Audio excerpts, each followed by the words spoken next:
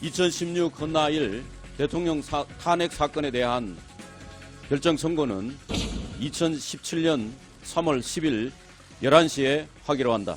선고에는 방송 생중계를 허용할 예정입니다. 최종 선고가 어떻게 이루어질지 다시 한번 찬찬히 정리를 해보겠습니다. 2004년 노무현 탄핵 심판 선고에 비춰보면 이정미 재판소장 권한대행이 사건 번호와 결정 이유를 먼저 읽고 마지막에 결론인 주문을 낭독할 겁니다.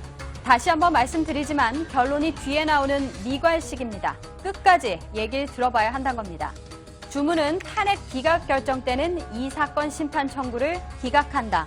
또 탄핵 인용 시에는 피청구인을 파면한다. 또는 피청구인 대통령 박근혜를 파면한다는 형식이 됩니다. 주문은 이렇게 간단하지만 그에 앞서 결정 이유를 읽는 데 걸리는 시간은 아주 길 겁니다.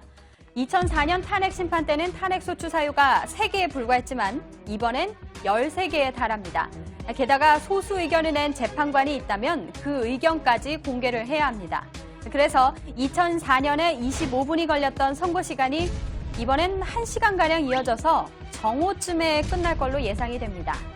재판부는 13개의 사유를 유형별로 크게 5가지로 정리를 했는데 각 사안별로 재판부가 어떤 판단을 내렸는지 아주 세세하게 드러날 겁니다.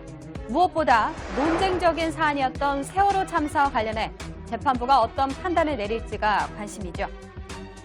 7시간 동안 제대로 위기 상황을 관리하지 못하고 그 행적은 아직도 밝혀지지 않고 있습니다.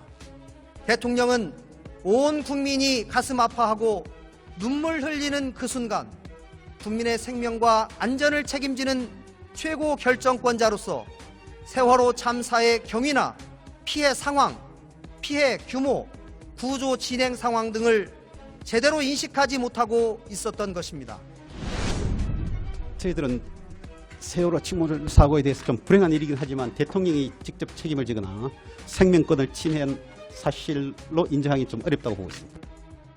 세월호 참사에 대한 박 대통령 책임론은 그동안 끊임없이 제기되어 왔지만 국가기관에서 유권 해석을 내리는 건 이번이 처음입니다.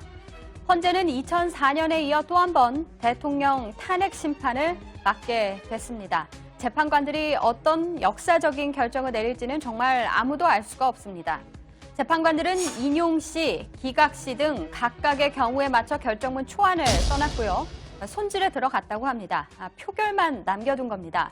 재판관 8명의 표결로 파면 여부가 가려지는데 6명 이상이 인용에 찬성하면 박 대통령은 파면되고 3명 이상이 탄핵안 인용에 반대하면 박 대통령은 업무에 복귀하죠. 재판관들의 표결, 즉 평결은 보안 문제로 선고 직전에 이뤄질 가능성이 커 보입니다. 내일 선고 시간이 평소처럼 10시가 아니라 이렇게 11시에 잡힌 것도 평결 시간을 염두에 둔 거란 해석이 나옵니다. 하지만 이것도 어디까지나 추정일 뿐입니다. 오늘 오후에도 헌재에선 평의가 열렸는데 이 자리에서 평결이 진행됐을 수도 있습니다.